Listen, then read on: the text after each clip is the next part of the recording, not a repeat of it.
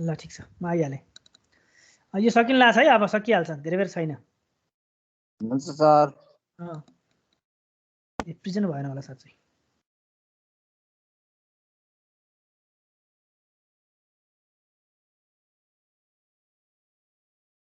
Screen देखियो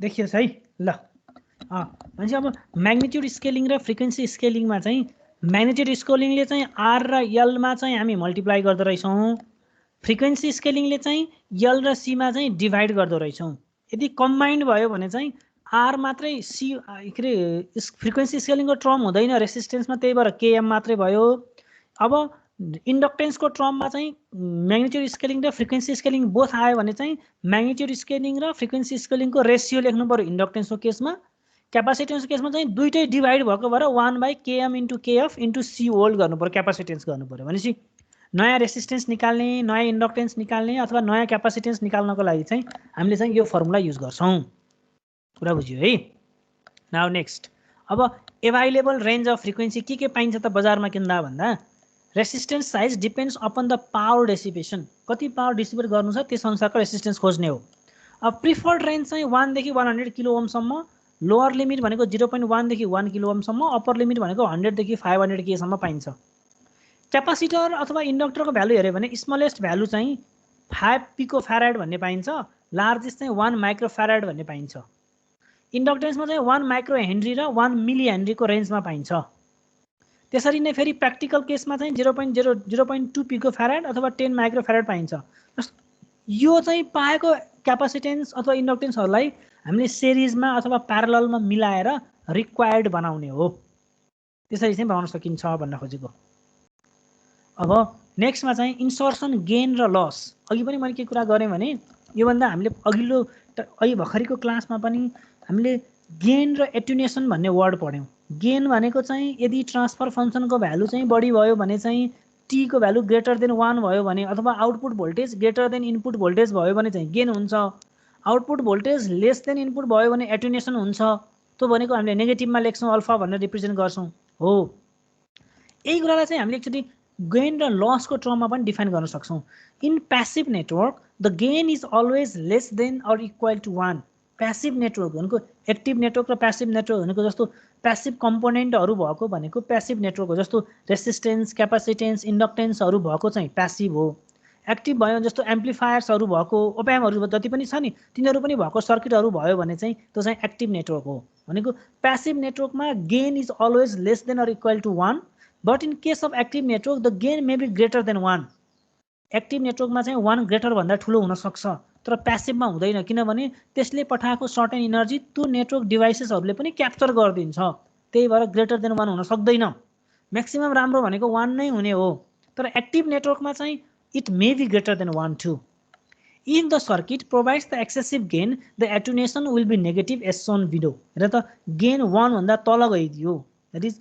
circuit provides the excessive gain the attenuation will be negative as shown below अथवा यसलाई हामीले insertion gain भन्छौँ यसलाई इन्सर्सन लस भन्छौँ similarly if the circuit provides loss or excessive attenuation then the loss is called insertion loss to reduce the insertion gain we insert the filters between the input and output with required gain यसलाई पनि adjust गर्नु पर्यो अथवा यसलाई पनि adjust गरेर ठ्याक्क 1 मा ल्याउनको लागि चाहिँ हामीले के गर्छौँ त भन्दाखेरि फिल्टर युज गर्छौँ फिल्टर युज गरेर के गर्यौँ भन्दाखेरि यो तल आएको टर्मलाई फाल्दियौँ यहाँ एम्प्लिफायरहरू अथवा केही छ भने हामीले केही कुरा दिएर बुस्ट गरेर यहाँसम्म पुर्याउन सक्छौँ भनेपछि फिल्टरको युज भनेको जनरली इन्सर्सन गेनलाई घटाउनको लागि युज गर्न सकिन्छ अब एक्टिभ फिल्टर भनेको के हो प्यासिभ फिल्टर भनेको के हो that is active filter consist of active elements like transistors op amp et cetera यदि तिमीसँग कुनै नेटवर्कमा अथवा डिभाइसेस सर्किट बनाउँदाखेरि ट्रान्जिस्टर युज गर्यौ अथवा ओप्याम युज गर्यौ भने के भयो त भन्दा त्यो एक्टिभ भयो प्यासिभ भनेको passive elements like resistance capacitance इन्डक्टेन्सहरू युज गरेर नेटवर्क बनायो भने that is called passive filter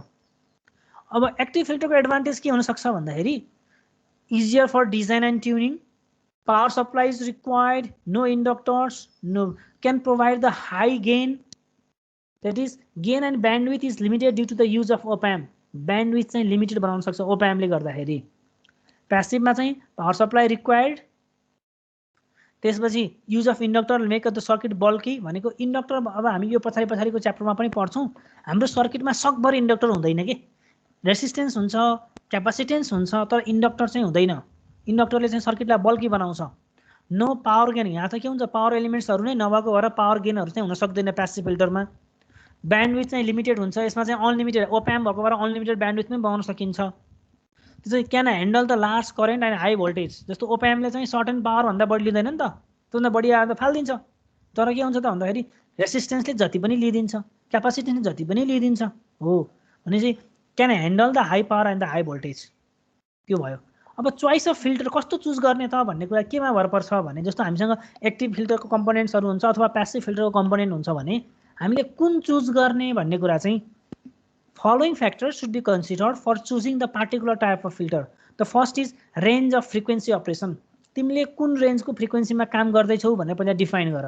भनेको मैले एफएम ब्यान्डको फ्रिक्वेन्सीमा बनाउँदैछु भनेको मलाई एफएम डिभाइस बनाउनु पर्यो भने त म एएमको फ्रिक्वेन्सी त हेर्दिनँ नि त। अब मलाई ट्रान्सफर्मरको एलिमेन्ट्स बनाउनु छ भने त म लो फ्रिक्वेन्सी मात्र हेर्छु नि त। अब हो त्यही भनेको range of frequency operation, that is inductors can be used only at high frequency whereas the op-amps can be used for the lower frequency.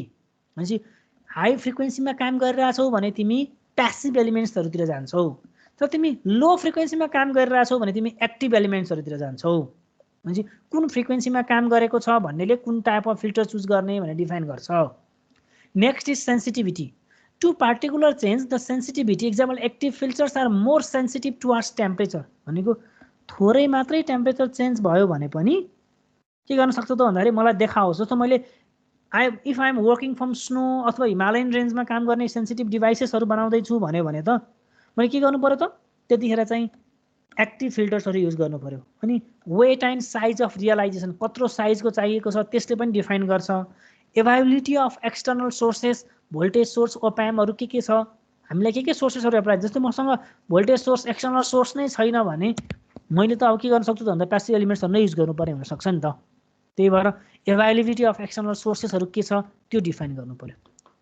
Okay, तिमीहरूलाई मैले थोरै सेल्फ रिडिङ टपिक भनेर छुट्याएको छु दुईवटा यहाँ, हिस्ट्री अफ फिल्टर डिजाइन र available filter टेक्नोलोजिजहरू के युज छ भन्ने दुईवटा topic. History of filter assignments will be provided through the Teams. Chapter 1 आजको टपिकसम्म चाहिँ हामीले एसाइनमेन्ट दिँदैनौँ तिमीहरूलाई, मैले तिमीहरूलाई त्यही भएर यहाँ क्वेसन दिएको। एसाइनमेन्ट चाहिँ च्याप्टर 2बाट मात्रै सुरु हुन्छ। त्यही भएर यो चाहिँ वाट इज फिल्टर लेखेदेखि यो 6वटा क्वेसनको एन्सर चाहिँ तिमीहरूले लेख्नु, बुझ्यौ नि। 6वटा क्वेसनको एन्सर चाहिँ तिमीहरूले लेख्नु पर्यो यसलाई, यो एन्सर। त्यसपछि आएर अब नेक्स्ट च्याप्टरदेखि चाहिँ हाम्रो एसाइनमेन्टहरू पनि सुरु हुन्छ, किनभने त्यहाँबाट न्युमेरिकलहरू आउँछ। अनि फिल्टर डिजाइन भनेको कस्तो सब्जेक्ट हो भन्दा न्युमेरिकल सब्जेक्ट हो के। डेरिभेसन पढ्नु पर्यो, न्युमेरिकल पढ्नु पर्यो, त्यसको फिगर बनाउनु पर्यो, सर्किट बनाउनु पर्यो, गर्नुपर्छ। अब क्लासमा मैले बोर्डमा बनाएर तिमीहरूलाई कपीमा लेखाउन पाएको भए एकदमै सजिलो हुन्थ्यो। मलाई चाहिँ यहाँ अहिले चाहिँ अब फिल्टर बनाउने बेला यसरी कपीमा लेखेको बेला फोटो खिचेर राख्नु परिरहेछ के, बुझ्यौ नि। अब जस्तो यो सर्किट बनाउँदाखेरि तिमीहरूले अब यो scaling, magnitude scaling, frequency scaling भन्ने त जाने जस्तो लाग्छ मलाई। आज त्यो सजिलो टपिक थियो। अब भोलिदेखि चाहिँ हामी फिल्टर डिजाइनको टाइप्सहरू पढ्छौँ, बटरवर्थ, चेबिसेभ, इन्भर्स चेबिसेभ भन्नेहरू हुन्छ, त्योहरू चाहिँ हामी नेक्स्ट क्लासमा पढ्छौँ। ल, अब आजको लेक्चरमा कसैलाई केही कन्फ्युजन छ भने you can ask me now.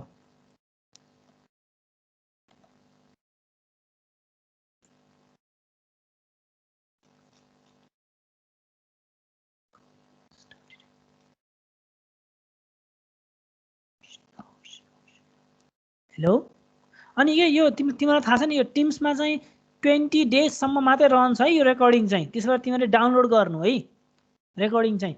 कोही साथीहरूलाई चाहिन्छ भने पनि अब डाउनलोड गरेर दिनु पर्यो। क्वेसन चाहिँ तिमीहरूले जे छ सबै कुरा सोध है मलाई, मैले जाइन भने पनि म तिमीहरूलाई पढेर भए पनि खोजेर भए पनि दिन्छु के, बुझ्यौ नि।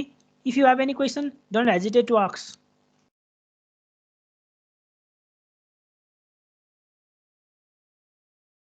Okay okay then have good day everyone. सक्यो आजको क्लास चाहिँ।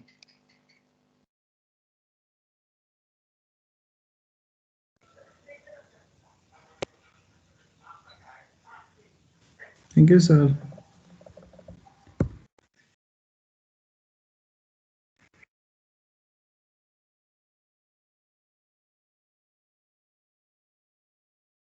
अपिल चन्द के छ खबर?